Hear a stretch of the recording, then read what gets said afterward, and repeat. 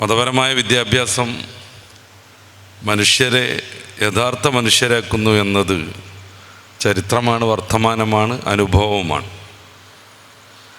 അതിനുവേണ്ടിയാണ് വലിയ ചെലവ് ചെയ്ത് സമൂഹം ഇത്തരം സംരംഭങ്ങൾ കെട്ടിപ്പടുക്കുന്നത്. മദ്രസ വിദ്യാഭ്യാസത്തെ നമ്മുടെ ഇടയിൽ നിന്ന് ഇല്ലാതെയാക്കാനുള്ള ബോധപൂർവമായ ശ്രമങ്ങൾ പലപ്പോഴും നടക്കുന്നുണ്ട്. അങ്ങനെ വന്നാൽ ആത്മശൂന്യമായൊരു സമൂഹത്തെ സൃഷ്ടിക്കാൻ മതവിരുദ്ധരായ ആളുകൾക്ക് സാധിക്കും.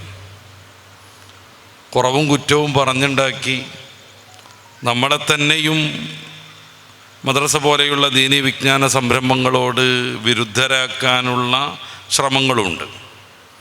അതുകൊണ്ടാണ് പലപ്പോഴും മദ്രസ വിദ്യാഭ്യാസത്തിന് അത്രമേൽ പ്രാധാന്യമില്ലാത്ത വിധം മുസ്ലിം സൊസൈറ്റിയിലെ പല കുടുംബങ്ങളും തരം താഴ്ന്നു പോണത്.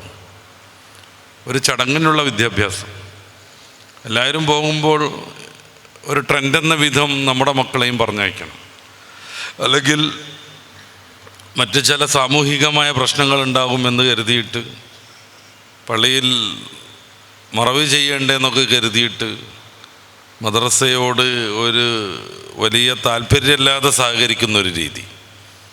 എല്ലായിടത്തും അങ്ങനെയാണെന്നല്ല ഞാൻ പറയുന്നത്, എല്ലാ വിശ്വാസികളും കുടുംബങ്ങളും അങ്ങനെയാണെന്നുമല്ല. ഈ സൊസൈറ്റിയിൽ ഒരാൾ പോലും അങ്ങനെ ഉണ്ടാവാൻ പാടില്ല. അതുകൊണ്ട് തിരുത്തൽ, അതിനുവേണ്ടി പ്രവർത്തിക്കൽ നമ്മുടെയൊക്കെ ബാധ്യതയാണ്.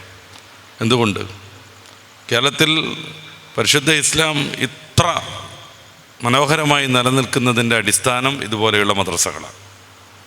അവിടെ വെച്ചാണ് നമ്മൾ അക്ഷരം പഠിച്ചത്, അവിടെ വെച്ചാണ് നമ്മൾ ദീനീയായ സംസ്കാരം പഠിച്ചത്, നിസ്കരിക്കാനും നോമ്പെടുക്കാനും പഠിച്ചത്. എന്തിന്, നേരാവണ്ണം വസ്ത്രം ധരിക്കാൻ പോലും നമ്മൾ പഠിച്ചത് കുഞ്ഞുകാലത്ത് മദ്രസയിൽ നിന്നാണ്. ആ മദ്രസ പാഠങ്ങളുടെ അനുരണനമാണ് നമ്മിൽ കാണുന്ന ആത്മീയമായ ചൈതന്യം. ദർസിന് പ്രസക്തിയുണ്ട്, ദഅവാ കോളേജുകൾക്ക് വലിയ പ്രസക്തിയുണ്ട്. പക്ഷേ ദഅവാ കോളേജിലേക്കും ദർസിലേക്കും കടന്നു വരുന്ന കുട്ടി ഉസ്താദിൻ്റെ മുന്നിലിരുന്ന് ഫഅല തുടങ്ങുമ്പോൾ അവന് ഫാ വായിക്കാൻ അറിയാം, അതിൻ്റെ മഖ്റജ് അറിയാം, ഐനിൻ്റെ മഖ്റജ് അറിയാം, അവന് നിസ്കരിക്കാൻ അറിയാം, നോമ്പെടുക്കാൻ അറിയാം, അവന് ഖുർആൻ പാരായണം ചെയ്യാൻ അറിയാം, അറബി ഭാഷ വായിക്കാൻ അറിയാം, സാമൂഹിക ബോധം അവനുണ്ട്, ഡ്രസ്സ് ധരിക്കാൻ അറിയും. നേരെ മറിച്ച് മദ്രസയിലേക്ക് കടന്നു വരുന്ന 4-5 5 വയസ്സുള്ള പിഞ്ചോമനയെ കുറിച്ച് ആലോചിച്ച് നോക്കുക. മുണ്ടഴിഞ്ഞാൽ ഉടുക്കാൻ കഴിയില്ല, അവന് മൂക്കൊലിച്ചാൽ അത് തുടച്ച് സംസ്കരിക്കാൻ കഴിയില്ല, വിസർജനാവശ്യാർത്ഥം ടോയ്ലറ്റിൽ പോയാൽ അതെങ്ങനെ ചെയ്യണമെന്ന് പോലും ആ കുഞ്ഞിന് അറിഞ്ഞെന്ന് വരണമെന്നില്ല. അത്രയ്ക്ക് ചെറിയ കുഞ്ഞ് മദ്രസിൻ്റെ അങ്കണത്തിലേക്ക് കടന്നു വരുമ്പോൾ അവിടുത്തെ ഉസ്താദുമാരുടെ വലിയ സേവനം, ഗംഭീരമായ അധ്വാനം കൊണ്ട് മദ്രസ കഴിഞ്ഞവൻ ഇറങ്ങി വരുമ്പോഴേക്ക് 5ാം ക്ലാസ് ആവട്ടെ, 10ാം ക്ലാസ് ആവട്ടെ, 12ാം ക്ലാസ് ആവട്ടെ, മദ്രസ പഠനം കഴിഞ്ഞ് പുറത്തിറങ്ങി വരുമ്പോഴേക്ക് ആ കുട്ടിക്ക് ദീനിൻ്റെ സംസ്കാരം പഠിയുന്നു, ആരാധനകൾ പഠിയുന്നു, ഒട്ടുമിക്ക വിശ്വാസകാര്യങ്ങളും നേരിയ രീതിയിലെങ്കിലും അവന് പഠിക്കാൻ കഴിയുന്നു. ഇതുകൊണ്ടാണ് കേരളത്തിൽ ഇസ്ലാം ഇത്രമേൽ സജീവമായി നിലനിൽക്കുന്നത്. അതുകൊണ്ടാണ് മദ്രസകൾ തീവ്രവാദ കേന്ദ്രങ്ങളാണെന്ന് വ്യാപകമായി പ്രചാരണമുണ്ടാകുന്നത്. മദ്രസ വിദ്യാഭ്യാസം കൊണ്ട് എന്ത് കാര്യമെന്ന രീതിയിൽ സോഷ്യൽ മീഡിയയിൽ പലരും ആർമാദിക്കുന്നത്, മദ്രസ പൊട്ടന്മാർ എന്ന് ഒരു ക്ലീശേ നിർമ്മിച്ച് വിശ്വാസികളെ അപഹസിച്ചു കൊണ്ടിരിക്കുന്നത്. നമ്മൾ തന്നെയും ഇത് തിരിച്ചറിയാതെ വന്നാൽ, മദ്രസന് പ്രാധാന്യം നൽകാത്തൊരവസ്ഥ നമ്മുടെ നാട്ടിൽ സംജാതമായാൽ തീർച്ചയായും അവരുദ്ദേശിക്കുന്ന ഫലം അവർക്ക് ലഭ്യമാകും. നമുക്കറിയാം, നെഹ്റു അദ്ദേഹത്തിൻ്റെ വിശ്വചരിത്ര അവലോകനം പോലെയുള്ള ഗ്രന്ഥങ്ങളിൽ സ്പെയിനിനെ കുറിച്ച് പറയുന്നുണ്ട്. കക്ക പെറുക്കി നടക്കലായിരുന്നു യൂറോപ്യന്മാരുടെ പരിപാടി.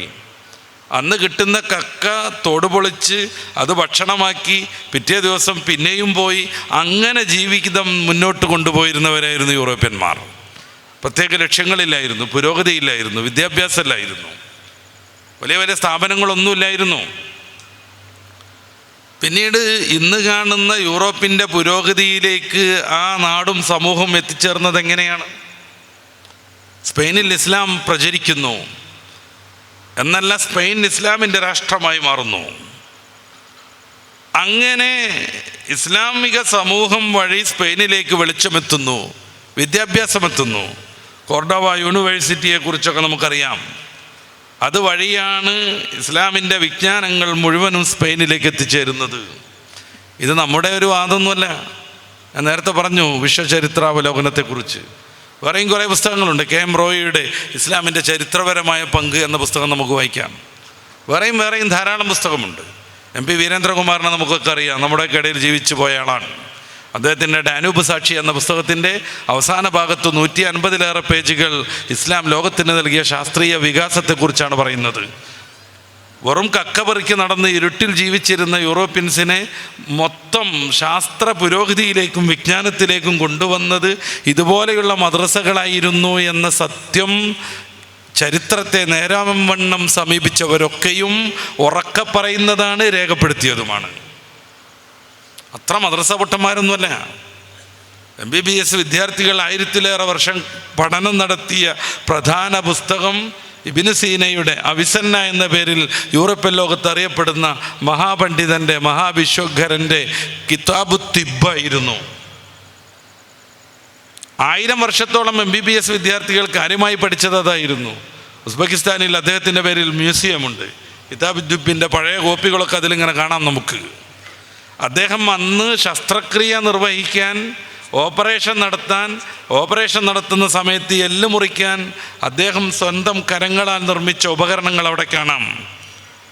എന്നും പറയുന്നത് എന്താണെന്നറിയാവോ?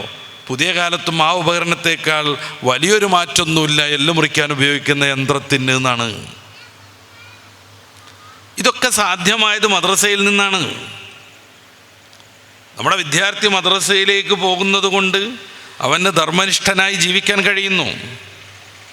യഥാവിധി മദ്രസ പഠനം ആവാഹിച്ചൊരു കുട്ടി ഇസ്ലാമിൻ്റെ മാതൃകാരൂപമായി വളരുന്നു. ചില പ്രയാസങ്ങൾ മദ്രസ വിദ്യാർത്ഥികൾ അനുഭവിക്കുന്നുണ്ട്. മദ്രസയിൽ നിന്ന് പഠിക്കുന്ന കാര്യങ്ങൾ പ്രയോഗവൽക്കരിക്കാൻ പറ്റാത്ത സാഹചര്യം രൂപപ്പെടുന്നത് മദ്രസിൻ്റെ ഗുണഫലത്തെ സ്വാധീനിക്കുന്നുണ്ട്. ഒമനരായ സുലൈമാൻ ഉസ്താദ് ഇപ്പോഴാണ് ഇറങ്ങിപ്പോയത്. സുന്നി വയസ്സിൻ്റെ ആവശ്യാർത്ഥം ഒരു പ്രാവശ്യം ഞാൻ ഉസ്താദിനെ ഒരു ഇൻ്റർവ്യൂ ചെയ്യാൻ പോയിരുന്നു. പല പ്രാവശ്യം ഇൻ്റർവ്യൂ ചെയ്തിട്ട് എന്നെ ആ പേരിൽ തന്നെ ഉസ്താദ് വിളിക്കാറുണ്ടായിരുന്നു. ഒരു ദിവസം ഇന്നൊക്കെ സോഷ്യൽ മീഡിയയിൽ വ്യാപകമായി ചർച്ച ചെയ്യപ്പെടുന്ന ഒരു വിഷയമാണ് മദ്രസയിൽ കുറേ കാലം പഠിച്ചിട്ടും എന്താ അവർക്കൊക്കെ ഗുണം എന്നുള്ള ഒരു പ്രത്യേകമായ ക്ലീശേ. ഉസ്താദിനോട് ആ ഒരു ചോദ്യം ഞാൻ ഉന്നയിച്ചിട്ടുണ്ട്.